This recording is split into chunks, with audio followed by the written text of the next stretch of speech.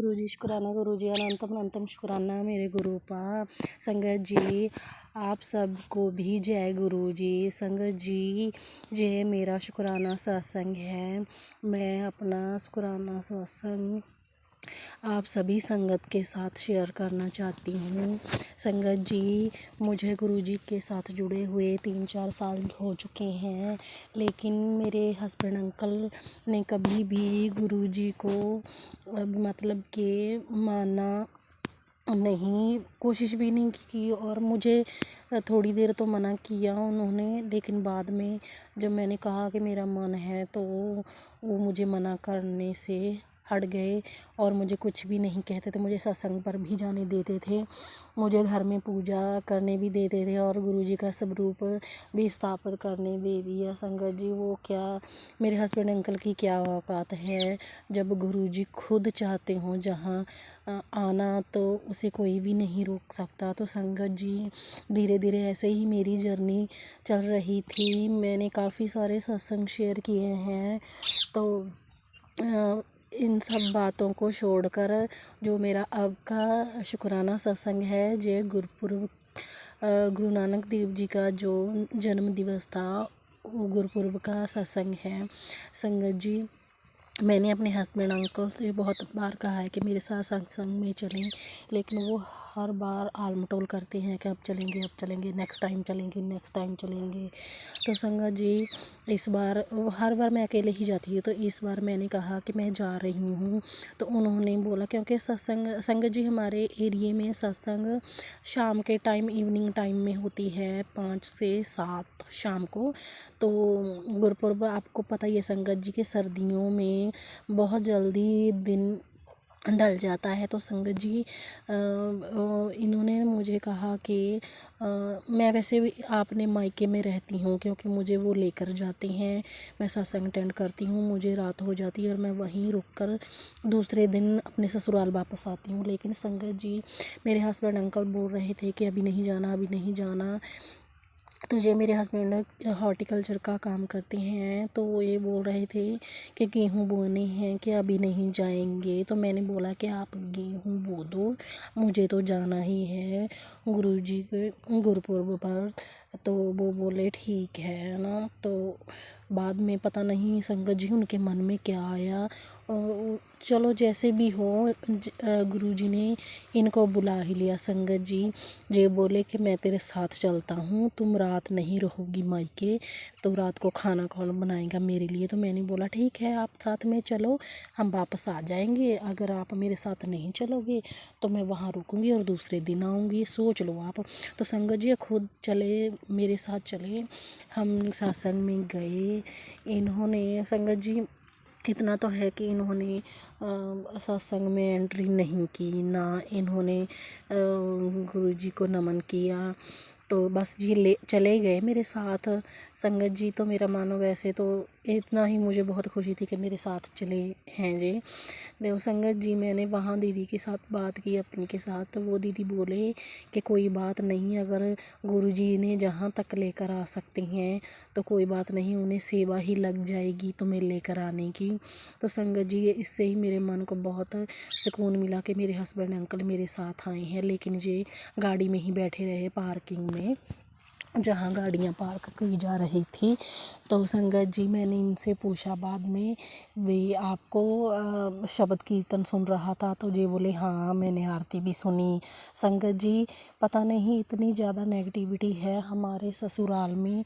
जब मैं घर में सत्संग लगाती हूँ, जब शब्द लगाती हूँ, जब मंत्र जप लगाती हूँ, तो ये इरिटेट होना शुरू हो जाते हैं, इसकी आवाज़ कम करो, इसे बाहर जाकर सुन लो, इसको वहाँ जाकर सुन लो, ऐसे करने लग जाते हैं। लेकिन वहाँ इन्होंने सब कुछ सुना गाड़ी में बैठकर, क्योंकि बहुत ऊंची आवाज़ में स्पीकर चल रहा होता है। तो संगत जी इन्होंने वो सब सुना और बाद में काफ़ी शाम हो गई थी लंगर प्रसाद करते। तो संगत जी ये बोले, मुझे लगा कि ये बोलेंगे रात हो रही है जल्दी चलो। तो संगत जी इन्होंने कहा कि मुझे भी लंगर प्रसाद करना है, जाओ लेकर आओ। तो संगत जी मैं हैरान, मैंने खुशी में जाकर फटाफट से इनके लिए लंगर प्रसाद लाई और इन्होंने वो लंगर प्रसाद किया। संगत जी आप यकीन नहीं मानेंगे, मेरे हस्बैंड ना तो जो तंदूरी फुल्का होता है वो नहीं खाते, और संगत जी देखिए वहाँ लंगर प्रसाद में तंदूरी फुल्का था, तो मेरे हस्बैंड अंकल ने 2 फुल्कों की जगह 2 और लिए, मुझसे बोले कि 2 फुल्के और लेके आओ। इन्होंने 4 फुल्के खाए, और ये कड़ी भी नहीं खाते संगत जी, वहाँ पर कड़ी भी थी सब्जी में, तो इन्होंने वो भी खाई संगत जी। मुझे तो यकीन नहीं हो रहा था, मैं इनके चेहरे की तरफ देख रही थी, ये मज़े के साथ खा रहे थे, कितनी मज़ा आ गया जैसे बोल रहे थे। तो संगत जी मुझे यकीन है, मैंने गुरु जी का शुक्राना किया कि गुरु जी शुक्र है इन्होंने लंगर प्रसाद तो किया, कम से कम मुझे इतना तो दिल को सुकून है कि गुरु जी का लंगर प्रसाद किया इन्होंने। इनकी कोई ना कोई नेगेटिविटी काफ़ी हद तक, इनको बहुत सी प्रॉब्लम है, कुछ ना कुछ तो ठीक होगा। तो संगत जी वहाँ पर जो जल प्रसाद मिला मैं घर लेकर आई, क्योंकि मैं मेडिसिन खाती हूँ संगत जी, मुझे काफ़ी प्रॉब्लम्स है हेल्थ से रिलेटेड। तो संगत जी जब रास्ते में आए तो इन्होंने मुझसे एक बॉटल मांगी जल प्रसाद की। संगत जी इन्होंने जल प्रसाद भी लिया, जबकि घर में जब मैं इनको जल प्रसाद देती हूँ तो जो बोलते हैं जहाँ रख दे, ले लूँगा मैं, जहाँ रख दे। तो संगत जी उस दिन पता नहीं क्या हुआ, इन्होंने तकरीबन जो छोटी छोटी बॉटल होती हैं जल प्रसाद की, इन्होंने कितनी सारी बॉटलें वैसे ही पी गए। कहते ये तो बहुत टेस्टी है, तो बहुत टेस्टी है। मैंने बोला जो जल प्रसाद है ऐसे ही कैसे आप पी रहे हो, तो बोले तुम तो सारा खुद ही रख लेती हो जल प्रसाद, मुझे तो कभी दिया नहीं संगत जी, जबकि मैं इनको देती थी, लेकिन इनको कुछ पता ही नहीं चलता था। और इस बार ये खुद गए हैं वहाँ तक चलकर, तो ये बोलते हैं मुझे तो कभी दिया नहीं तुमने जल। तो संगत जी इन्होंने बड़ी खुशी से जल प्रसाद किया ना संगत जी। तो इसके लिए मैं गुरु जी का अनंत शुक्राना करती हूँ, कोटि कोटि शुक्राना करती हूँ कि गुरु जी मेरे लिए इतना ही बहुत है कि ये जहाँ तक चल कर आए हैं सत्संग तक, इन्होंने मुझे लेकर गए, जल प्रसाद लिया और लंगर प्रसाद किया। तो संगत जी उसके बाद सत्संग के एक दिन बाद इनको पता नहीं क्या हुआ, ये बोले मेरे नाक में से ब्लड निकल रहा है। जब मैंने ध्यान से देखा संगत जी वो ब्लड नहीं था, ये बोलते ना नक्सीर फूट जाती है, वो नहीं था, इनके ब्लड भी नहीं था। और मैंने अगर इनको जुकाम होता तो मैं ये भी समझ लेती कि वे पानी आ रहा है नाक से, लेकिन संगत जी वो ना एक थिक सा पदार्थ था इनकी नाक में से, येलो येलो कलर का, जैसे ना जहर होती है। तो संगत जी मुझे ना ये देखकर टेंशन हो गई, ये बोले कहते मेरे पता नहीं कैसे इधर निकल रहा है नाक में से, 2-3 बार निकला है। तो संगत जी मुझे टेंशन हो गई, मैंने गुरु जी को अरदास लगाई कि गुरु जी आप सब कुछ ठीक कर दो। संगत जी यही टेंशन लेकर मैंने फ़ोन पर भी सर्च किया कि इसका क्या रीज़न है, तो फिर मैंने इनको बोला कि कोई भी दिक्कत हो आप ना जाओ, जाकर डॉक्टर को दिखा कर आओ। संगत जी ये बोले कोई नहीं मैं जाऊँगा, मैं कोई नहीं जाऊँगा। मैंने बोला मैं साथ में चलती, लेकिन मेरे हस्बैंड अंकल ने मेरी बात नहीं मानी, ये गए नहीं। लेकिन संगत जी दूसरे दिन मैंने फिर इनसे कहा कि आप डॉक्टर के साथ दवाई लेने क्यों नहीं गए, तो वो बोले कि अब मैं ठीक हूँ, मुझे कुछ नहीं हुआ। तो संगत जी इस बात पे ज़िद्दी बहुत है, अपनी मर्ज़ी करते हैं मेरे हस्बैंड अंकल, बात नहीं मानते मेरी। तो संगत जी मैंने ये ना बात अपनी माँ से शेयर की, मैंने कहा मम्मा भी ऐसे ऐसे बात हुई है भी इनको। तो मम्मी मुझे संगत जी मेरे दिमाग में ऐसा कुछ भी नहीं आया, अभी हम सत्संग में जाकर आए हैं या कुछ ऐसा कुछ, मैं नेगेटिव ही सोच रही थी क्योंकि मेरे ससुराल में बहुत ज़्यादा नेगेटिविटी है। तो संगत जी जब मैंने अपनी माँ के साथ ये सारी बात शेयर की तो मेरी माँ बोली कि बेटा ये जो इनके नाक में से ऐसा निकला है ना, मैं कहा मम्मा मैंने सर्च किया है कि वो बोलते हैं अगर दिमाग में कई बार पानी ऐसा फालतू इकट्ठा हो जाता है तो किसी न किसी जगह से उसको बाहर निकलना होता है, तो वो नाक राही निकलता है। तो संगत जी जब भी मैं सत्संग सुनती थी, फ़ोन खोलती थी, तो हमेशा मुझे यही मैसेज फ्लैश होते थे फेसबुक पर भी, यूट्यूब पर भी, कि तुम्हारे हस्बैंड का ब्रेन वॉश किया है, तुम्हारे हस्बैंड के दिमाग में गलत बातें भरी हुई हैं, उनके दिमाग में जहर भरा है, तुम्हारे इन लॉज फैमिली ने। तो संगत जी हमेशा मुझे यही टेंशन रहती थी कि ये उनका ब्रेन वॉश हुआ है, उनका ब्रेन वॉश हुआ है, पता नहीं क्या क्या इसके दिमाग में भरते रहते हैं।